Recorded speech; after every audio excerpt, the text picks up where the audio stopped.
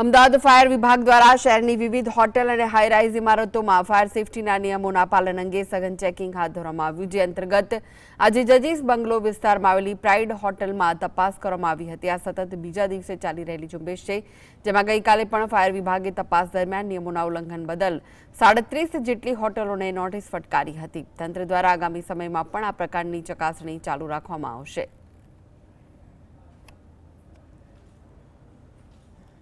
Ahmedabad fire brigade ડિપાર્ટમેન્ટના chief fire officer સાહેબની જે ટીમ છે તે 7 ઝોનમાં અલગ અલગ વહેંચાયેલી છે। એની અંદર કોઈપણ હોટલ, મોલ્સ, મલ્ટીપ્લેક્સ, રેસ્ટોરન્ટ્સ, આવી મલ્ટી ઓક્યુપન્સીની બિલ્ડિંગ હોય અને તેમાં ફાયર પ્રોટેક્શન સિસ્ટમમાં કંઈ પણ એરર આવે તો આપણે એને ફાયર પ્રોટેક્શન્સની એડવાઇઝરી નોટિસ આપીએ છીએ। ગુજરાત ફાયર એક્ટ 2013 પ્રમાણે આપણે આપીએ છીએ। 7 ઝોનમાં કાલે 35 થી 40 એડવાઇઝરી નોટિસ આપેલી છે, જેથી કરીને એ લોકોને ઇમ્પ્રુવમેન્ટ ફાયર પ્રોટેક્શન સિસ્ટમમાં શું કરવું એની ગાઈડલાઇન્સ આપવામાં આવેલી છે।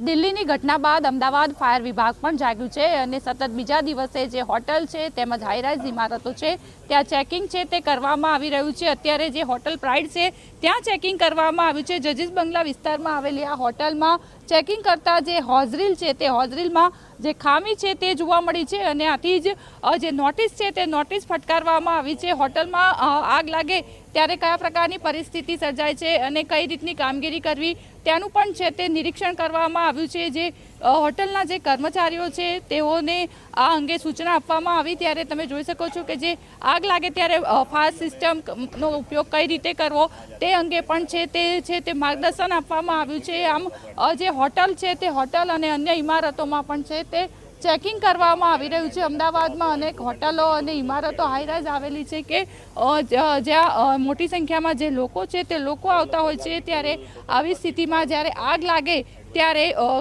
વિકટ પરિસ્થિતિ સર્જાય છે, ત્યારે જે ફાયર સિસ્ટમ છે તે વર્કિંગ હોવી જરૂરી છે। ફાયર સેફટીના નિયમોનું જે પાલન થાય તે જરૂરી છે। ત્યારે જે દિલ્હીની ઘટના બાદ જે ફાયર ડિપાર્ટમેન્ટ છે તે ફાયર ડિપાર્ટમેન્ટ જાગ્યું છે અને જે ચેકિંગ છે તે ચેકિંગ કરવામાં આવી રહ્યું છે। ઝલક અધ્યારું, GSTV, અમદાવાદ।